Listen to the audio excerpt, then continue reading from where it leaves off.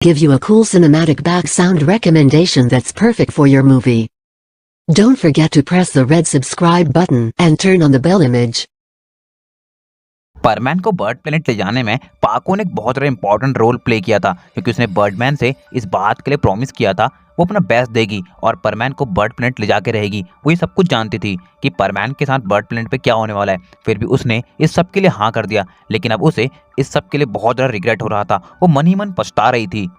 पाको ये जान चुकी थी उसने आज तक की उसकी सबसे बड़ी गलती कर दी है और अब वो और भी ज़्यादा अनजान बने रहने का नाटक नहीं कर सकती थी। इसलिए वो डिसाइड करती है कि वो परमैन के पास जाकर सब कुछ बता देगी और वो ऐसा ही करती है। वो परमैन के पास जाती है और उसे बता देती है कि इस प्लान की पूरे होने की कीमत तुम्हारी जान है मित्सुओ।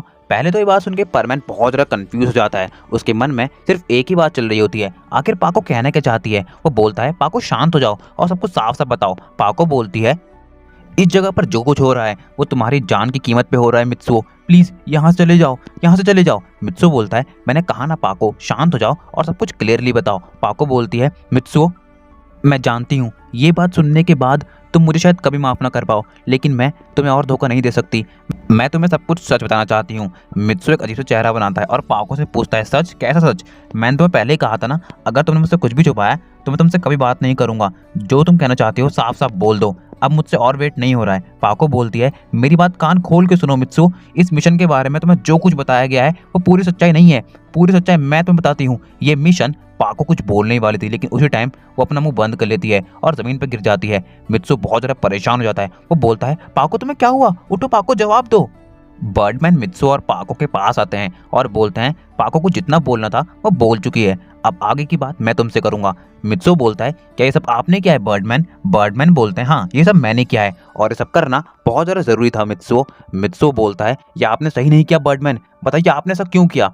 बर्डमैन कहते हैं ये बात तुमने सुनी ही होगी, अगर आपके गोल को पाने के रास्ते में कोई ऑब्स्टेकल आए तो उसे उखाड़ के फेंक देना चाहिए, बस मैंने वही करा। मित्सुओ बोलता है क्या आप पाको को एक ऑब्स्टेकल बोल रहे हैं? ये आपकी कितनी बड़ी बेवकूफ़ी है, आप जानते हैं आपने पाको के साथ सही नहीं किया। बर्डमैन कहते हैं क्या सही है और क्या गलत वो मैं अच्छे से जानता हूँ, अब तुम्हें मुझसे ज़्यादा कुछ पूछने की ज़रूरत नहीं है, अब तुम चुपचाप अपनी ट्रेनिंग कंटिन्यू कर सकते हो। और वो वहाँ पे खड़े कुछ लोगों को पाको को उठाने के लिए कहते हैं। मित्सुओ बोलता है मैं आपकी इज्जत करता हूँ, इसका मतलब ये नहीं आप जो कहेंगे वो मैं सारी बातें फॉलो करूँ। चुपचाप बताइए यहाँ पे सब कुछ चल क्या रहा है और पाको किस बारे में बात कर रही थी? बर्डमैन बोलते हैं आई एम सो सॉरी, मैं तुम्हें कुछ नहीं बता सकता। मित्सुओ बोलता है सो आई एम ऑल्सो सॉरी, मैं आगे अपनी ट्रेनिंग को कंटिन्यू नहीं कर सकता। बर्डमैन बोलते हैं तो मैं अपनी ट्रेनिंग कंटिन्यू करनी ही होगी, चाहे अपनी मर्जी से करो या फिर नहीं। मित्सुओ गुस्से के साथ जवाब देता है आप कुछ भी कर लीजिए, अब मैं अपनी ट्रेनिंग कंटिन्यू नहीं करने वाला जब तक आप मुझे पूरी बात नहीं बताएंगे। बर्डमैन बोलते हैं तो तुम ऐसे नहीं मानोगे। मित्सुओ बोलता है नहीं मैं नहीं मानूंगा, आप सारी बातें क्लियर कीजिए। और बर्डमैन मित्सुओ के ऊपर हमला कर देते हैं। मित्सुओ बोलता है बर्डमैन आप ये क्या कर रहे हैं, आखिर यहाँ पर हो क्या रहा है, प्लीज मुझे बताइए। बर्डमैन बोलते हैं मैंने कहा ना अपनी ट्रेनिंग कंटिन्यू करो तो करो। मित्सुओ भी अब थोड़ा बहुत गुस्सा हो जाता है और वही बर्डमैन के ऊपर अटैक करने लगता है और बोलता है मैं पहले ही कह चुका हूँ जब तक आप मुझे पूरी बातें नहीं बताएंगे मैं आगे कोई ट्रेनिंग कंटिन्यू नहीं करने वाला। और आपने मेरी पाको के साथ ऐसा क्यों किया, आप जानते हैं ना पाको के ऊपर कोई भी वार मुझे बर्दाश्त नहीं। बर्डमैन बोलते हैं हाँ तुम्हें पाको के ऊपर कोई वार बर्दाश्त नहीं और उसने तुम्हारी जान का सौदा कर लिया था। ये बात कितनी अजीब है ना मित्सुओ। मित्सुओ बोलता है मैं इस बात को बिल्कुल नहीं मान सकता, मेरी पाको मेरे लिए जान दे सकती है, मेरी जान का सौदा करना वो ऐसा कभी कर भी नहीं सकती, सबसे बड़ी बात वो इस बारे में सोच भी नहीं सकती, आप झूठ बोल रहे हैं। अब चीफ मित्सुओ और बर्डमैन के बीच में आते हैं और उनसे कहते हैं ये सब बंद करो। मित्सुओ बोलता है मैंने कह दिया है जब तक आप लोग मुझे पूरी बातें नहीं बताएंगे मैं आगे कोई ट्रेनिंग नहीं करने वाला। चीफ कहते हैं देखो मित्सुओ यानी कि परमैन नंबर 1, ट्रेनिंग तो हम तुमसे करवा के रहेंगे। और वो पास ही खड़े कुछ सोल्जर्स को पाको को कैप्चर करने के लिए बोल देते हैं और चीफ इसी के साथ जवाब देते हैं अगर तुमने अपनी ट्रेनिंग कंटिन्यू नहीं करी तो इस लड़की के साथ अच्छा नहीं होगा। मित्सुओ बोलता है आप ही क्या कर रहे हैं, क्या आपका दिमाग खराब हो गया है? चीफ बोलते हैं जैसा कि बर्डमैन ने कहा अगर आपके गोल को अचीव करने के रास्ते में कोई ऑब्स्टेकल आए तो उसे उखाड़ के फेंक दो, ये लड़की हमारा ऑब्स्टेकल बन चुकी है पर हम इसे उखाड़ के नहीं फेंकना चाहते क्योंकि तुम ही हमारे गोल को पूरा करने के लिए एकमात्र रास्ता हो, तो चुपचाप हमारी मदद करो। और अब इस लड़की के साथ जो भी गलत होगा इसके जिम्मेदार हम नहीं तुम होगे, इसलिए फिर से कह रहा हूँ अपनी ट्रेनिंग को स्टार्ट करो। मित्सुओ बोलता है बस अब बहुत हो गया, मैं आपसे फिर से कह रहा हूँ मेरी पाको को छोड़ दीजिए, नहीं तो अब आपके लिए अच्छा नहीं होगा, मैं आपसे साफ साफ बोल दे रहा हूँ। चीफ बोलते हैं तुम मेरी बात नहीं सुनने वाले। मित्सुओ बोलता है बड़े बड़े अक्षरों में NO नो। नहीं, मैं नहीं करने वाला जब तक आप मेरे पाको को नहीं छोड़ेंगे और मुझे पूरी बातें नहीं बताएंगे। चीफ जवाब देते हैं, तो तुम्हारी मर्जी, इस लड़के को खत्म कर दो। चीफ का ऑर्डर सुनते ही सोल्जर्स पाको को अटैक करने ही वाले थे। मित्सु चिल्ला उठता है, रुक जाओ, मेरी पाको को कुछ भी मत करना, मैं रिक्वेस्ट करता हूँ, प्लीज उसे कुछ मत करो। चीफ बोलते हैं, अगर तुम चाहते हो इस लड़के को कुछ भी ना हो तो जल्दी से अपनी ट्रेनिंग स्टार्ट करो। मित्सु के पास अब दूसरा कोई रास्ता नहीं था, उसे अपनी ट्रेनिंग स्टार्ट करनी पड़ती है। सोल्जर्स पाको को वहां से ले जाते हैं और एक रूम के अंदर बंद कर देते हैं। चीफ बर्डमैन के साथ मिलकर मित्सु की पूरी पावर्स को एक्सप्लॉइट कर देते हैं और जब आज का ट्रेनिंग सेशन खत्म होता है तो मित्सु थक के चूर जाता है। वो इतना थक चुका था कि वो थकान के मारे बेहोश हो जाता है। कुछ लोग आते हैं और मित्सु को भी उठा के ले जाते हैं।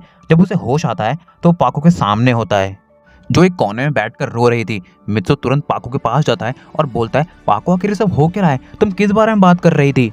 मित्सु की आवाज़ सुनकर पाको और जोर जोर से रोने लगती है और बोलती है, प्लीज़ मित्सु, मुझे माफ़ कर दो, मैंने तुम्हें एक बहुत बड़ी मुसीबत में डाल दिया है, मुझे समझ नहीं आ रहा मैं क्या करूँ, मैं बहुत ज़्यादा शर्मिंदा हूँ, प्लीज़ मुझे माफ़ कर दो। पाको लगातार रो रही होती है। मित्सु बोलता है, पाको शांत हो जाओ, जो भी प्रॉब्लम है हम उसके साथ मिलकर डील करेंगे, ऐसे रोने से कुछ नहीं होगा, और अब तो मुझे पूरी बातें साफ साफ बता दो प्लीज़, अब मुझसे और वेट नहीं हो रहा है। मित्सु पाको के आंसू पोंछता है। पाको बोलती है, मैं तुम्हें बताती हूँ मित्सु, अब मैं तुम्हें सारी बातें शुरू से बताने वाली हूँ, ध्यान से सुनना और हो सके तो प्लीज़ मुझे माफ़ कर देना। मित्सु बोलता है, मैंने कहा ना, तुम बस मुझे बताओ, बाकी जो होगा हम दोनों मिलकर डील कर लेंगे। पाको बताना शुरू करती है, जिस दिन तुम मुझे छोड़ के चले गए थे उस दिन मैं बहुत ज़्यादा उदास थी। बर्डमैन मेरे पास आए और मुझसे कहने लगे, तुम्हें अपना फ़र्ज़ निभाना होगा पाको।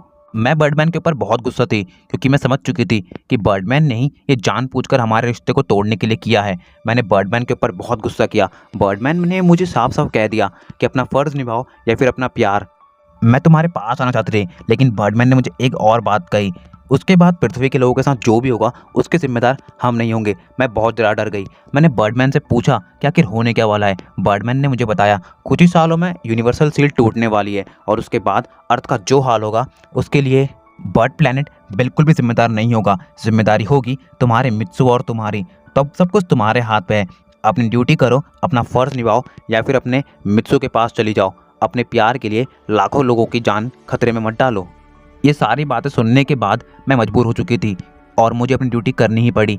मैं बहुत ज़्यादा परेशान थी। मैं तुम्हारे पास आना चाहती थी, लेकिन बर्डमैन के रूल्स मुझे रोक रहे थे। और फिर 3 साल बाद बर्डमैन मेरे पास आए। उन्होंने मुझसे कहा, अब परमैन को हमें बर्ड प्लैनेट ले जाना होगा और इसमें तुम हमारा साथ दोगी। मैंने इसके लिए साफ साफ मना कर दिया, लेकिन फिर से बर्डमैन ने मुझे मेरा फ़र्ज़ याद दिला दिया।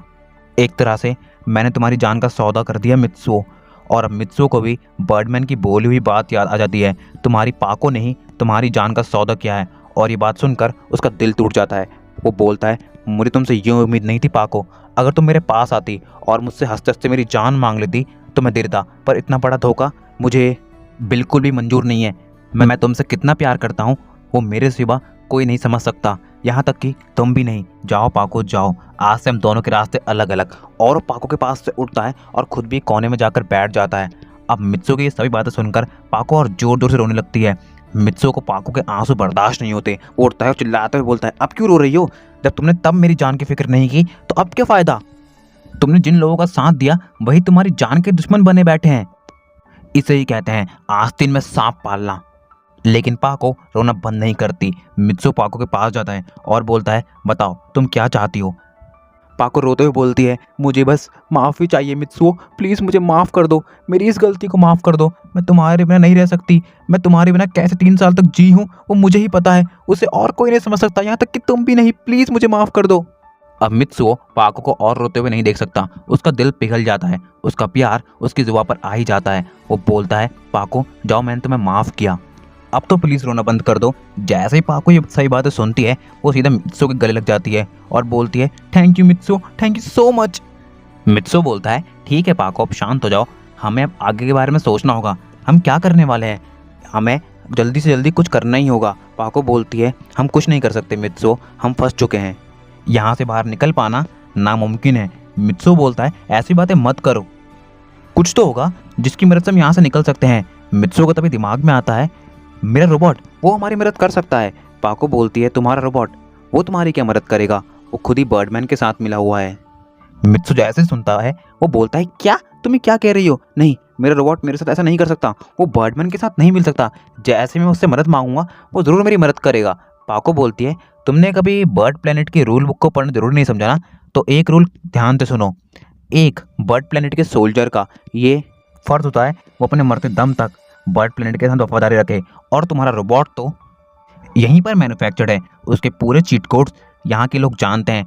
उसके मन में क्या फीड करना है और क्या नहीं, वो इस यहाँ के लोग अच्छे से समझते हैं। तुम्हारी दोस्ती वर्क नहीं कर पाएगी मित्सुओ।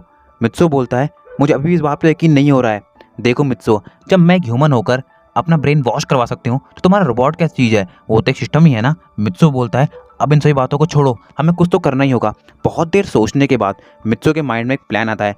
अगर हम एक बार यहाँ से एस्केप कर गए तो हम कुछ ना कुछ जरूर कर लेंगे, और यहाँ से एस्केप करने के लिए हमें पासपोर्ट की ज़रूरत होगी जो सिर्फ सोल्जर्स के पास होता है। और मित्सुओ अब एक सोल्जर के आने का वेट करने लगता है, और जैसे ही एक सोल्जर उनके पास से गुजरता है मित्सुओ से आवाज़ लगाता है और बोलता है, सुनो यहाँ पर आओ। वो सोल्जर पहले तो मित्सुओ और पाको के पास नहीं जा रहा होता है, लेकिन बहुत ज़्यादा बुलाने के बाद वो उनके पास जाता है और पूछता है, तुम्हें क्या प्रॉब्लम है, चुपचाप बैठे रहो, ज़्यादा चिल्लाओ मत। मित्सुओ गुस्से के साथ बोलता है, एक बात कान खोल के सुन लो, अगर मैं एक बार यहाँ से बाहर निकल गया ना तो तुम नहीं बचने वाले। सबसे पहले मैं तुम्हारा ही बैंड बजाऊंगा।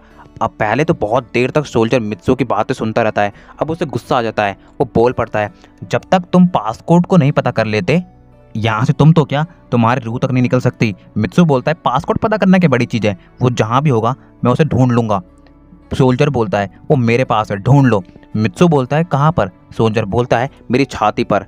लेकिन उसे पता ही नहीं होता कि मित्सुओ का दिमाग कहाँ चल रहा है, और मित्सुओ उसकी छाती पे लिखा हुआ पासकोड पढ़ लेता है, जिसकी मदद से अब वो इस जेल को अनलॉक कर सकता है। और सोल्जर मित्सुओ को चुप बैठने के लिए कह के चले जाता है। अब जैसे सोल्जर चले जाता है उसके कुछ देर बाद मित्सुओ पाको को बताता है उसने पासकोड पता कर लिया है। पाको बोलती है, इससे कोई फ़ायदा नहीं है, हम जैसे एस्केप करेंगे तुरंत पकड़े जाएंगे, इससे अच्छा यही होगा हम चुपचाप यहाँ बैठे रहें और कुछ ना कुछ और दिमाग लगाकर डिसाइड करें। मित्सुओ बोलता है, तुम्हें आना है या फिर नहीं? पाको बोलती है, तुम जहाँ जाओगे मैं तुम्हारे साथ ही आऊँगी, अब मैं तुम्हें और धोखा नहीं दे सकती मित्सुओ। और मित्सुओ और पाको उस प्रिजन से एस्केप कर लेते हैं। पर जब वो जा रहे होते हैं तो उनके अंदर एक जेल में पड़ती है, जो कि बहुत ज़्यादा सरप्राइजिंग होता है क्योंकि वहाँ पर रोबोट होता है। मित्सुओ बोलता है, रोबोट तुम यहाँ पर क्या कर रहे हो? रोबोट बोलता है, मैं यहाँ पर क्या कर रहा हूँ ये तुम्हें कैसे बताऊँ मित्सुओ?